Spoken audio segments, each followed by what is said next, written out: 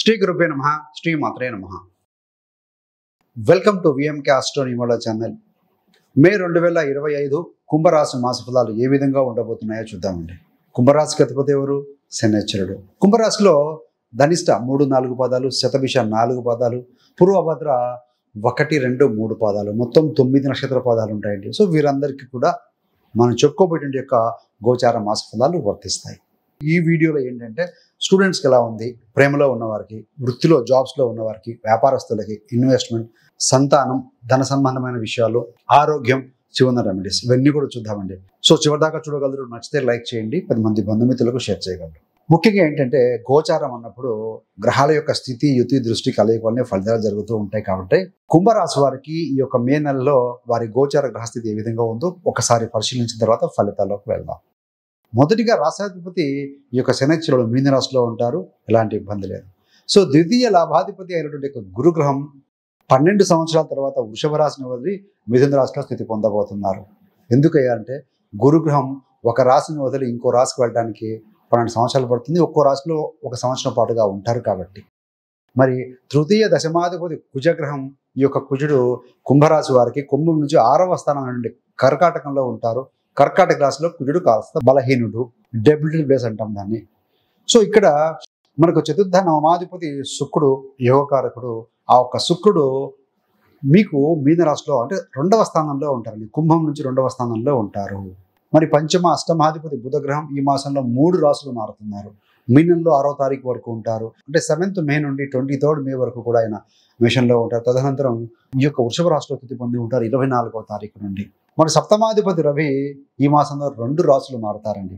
ఒకటి ముఖ్యంగా మేషరాశిలో ఉంటారు 14 మే వరకు. 15 మే నుండి ఆయన వృషభ రాశిలో స్థితి పొందడం జరుగుతుంది. వృషభ అంటే 4వ స్థానానికి వెళ్తారు. మరి రాహుకేతులు 18 సంవత్సరాల తర్వాత వారి యొక్క రాశులు మారుతున్నారు.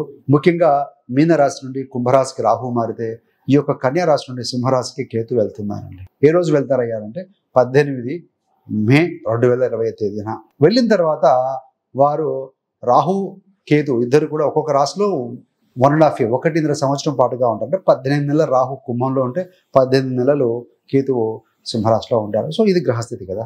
మరి మొదటిగా విద్యార్థులకు ఏ విధంగా ఉంటుంది? ముఖ్యంగా ఏంటంటే పిల్లలకి మంచి ఫ్యామిలీ సపోర్ట్ దొరుకుతుందండి. గతంలో ఉన్న సమస్యలు ఎడ్యుకేషన్లో కావచ్చు, వారు తీసుకున్న నిర్ణయంలో కావచ్చు, వారి క్రియేటివిటీలో కావచ్చు, టెన్షన్స్ గాబరా ఉన్నా తగ్గుతుంది. మొదటి 6 రోజుల పాటుగా నార్మల్గా ఉంటుంది, కన్ఫ్యూజన్గా ఉంటారు. కానీ 7వ తారీఖు నుండి డెఫినెట్గా వాడికి కోఆపరేషన్ ఉంటుంది. పర్టికులర్గా 15 తర్వాత గురుడు కూడా మీ యొక్క 5వ స్థానానికి వచ్చి మీ యొక్క రాశిని వీక్షిస్తూ ఉంటారు. కాబట్టి support of elders, superiors, seniors, parents, teachers, who ever maybe. కాబట్టి సో క్లియర్గా ఉండండి. ఆ రకంగా వారి యొక్క హెల్ప్ తీసుకొని ముందుకు వెళ్ళటం. అదేవిధంగా ఏదైనా కొత్త క్లాసెస్ జాయిన్ కావటం కావచ్చు, కొత్త లెర్నింగ్ అండి, లెర్నింగ్ ప్రాసెస్కి ఇంపార్టెన్స్ ఇస్తారు మీరు.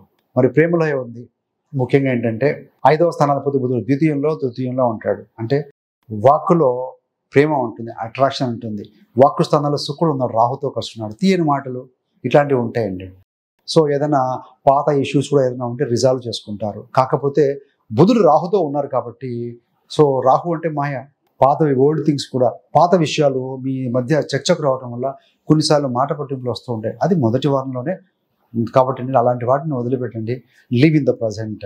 సో ఎప్పుడు కూడా ప్రజెంట్ని ఆస్వాదిస్తే బాగుంటుంది. ఎక్కువగా టెన్షన్ పాస్ట్ గురించి, ఎక్కువగా ఫ్యూచర్ గురించి వరీ అవుతూ ఉంటే స్ట్రెస్ మొదలవుతుంది. You cannot enjoy the present status. So అదండి. మరి 9వ స్థానం అదృష్ట స్థానం అండి. ఈ యొక్క కుంభరాశి వారికి 9వ అధిపతి ఎవరయ్యానంటే శుక్రుడు. ఎక్కడున్నారు?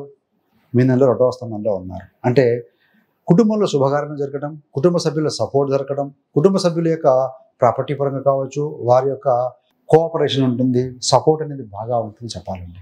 కొత్త వర్క్ స్టార్ట్ చేయడం, ఫ్యామిలీ మెంబర్ సపోర్ట్ తోటి కొత్తగా వర్క్లు చేయటం కావచ్చు, ఇలాంటివన్నీ కూడా మీకు సహకరించబోతున్నాయి.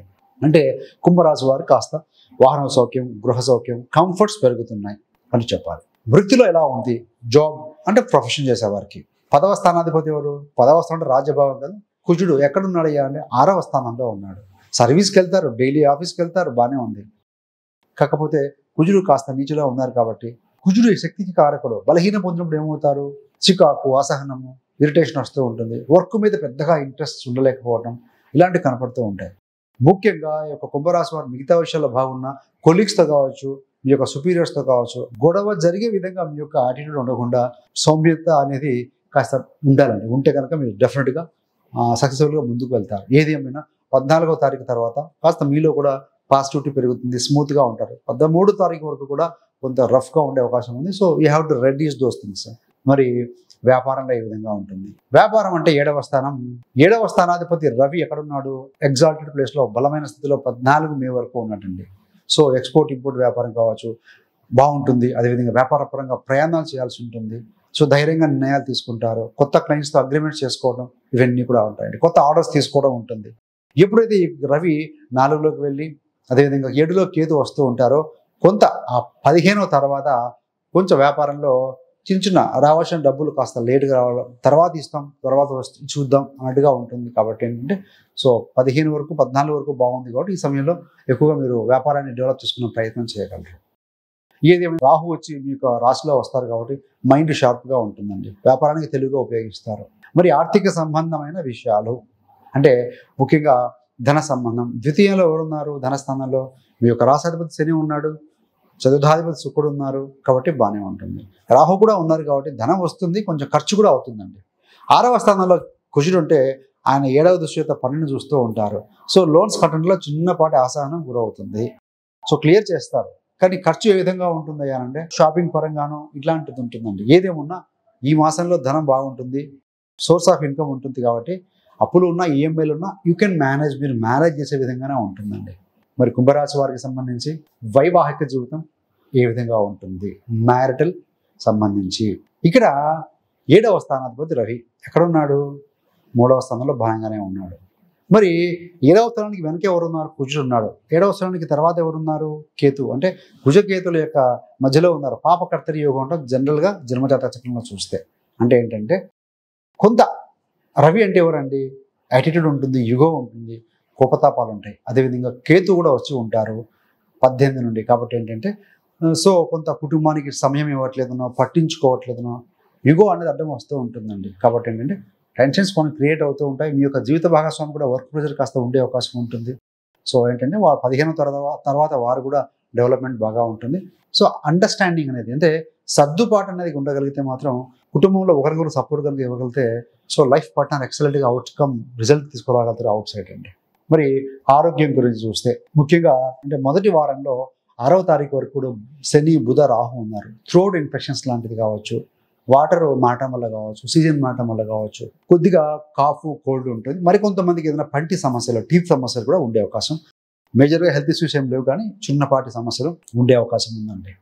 సో నడక, ప్రాణాయామం, ధ్యానం లాంటివి చేయటం, సమతుల్య ఆహారం తీసుకోవటం లాంటివి చేస్తూ ఉండాలి.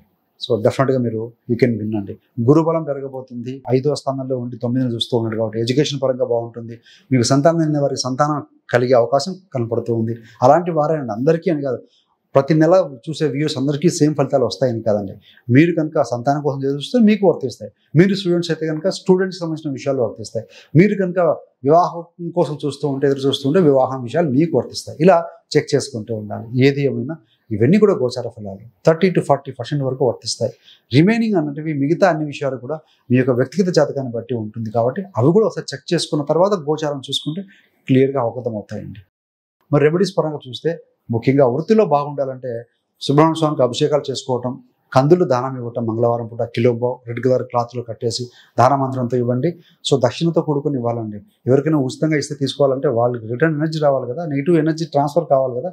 So you have to give some amount కూడా, దాని డబ్బులు కూడా వాసులు అభిమానంతో తీసుకోగలగాలి. అలా ఉండాలి. అదేవిధంగా బుధుడు ద్వితీయంలో ఉన్నారు కాబట్టి ముఖ్యంగా మీ యొక్క ప్లాన్ ఆఫ్ యాక్షన్, ప్లానింగ్ అనేది వేసుకోండి.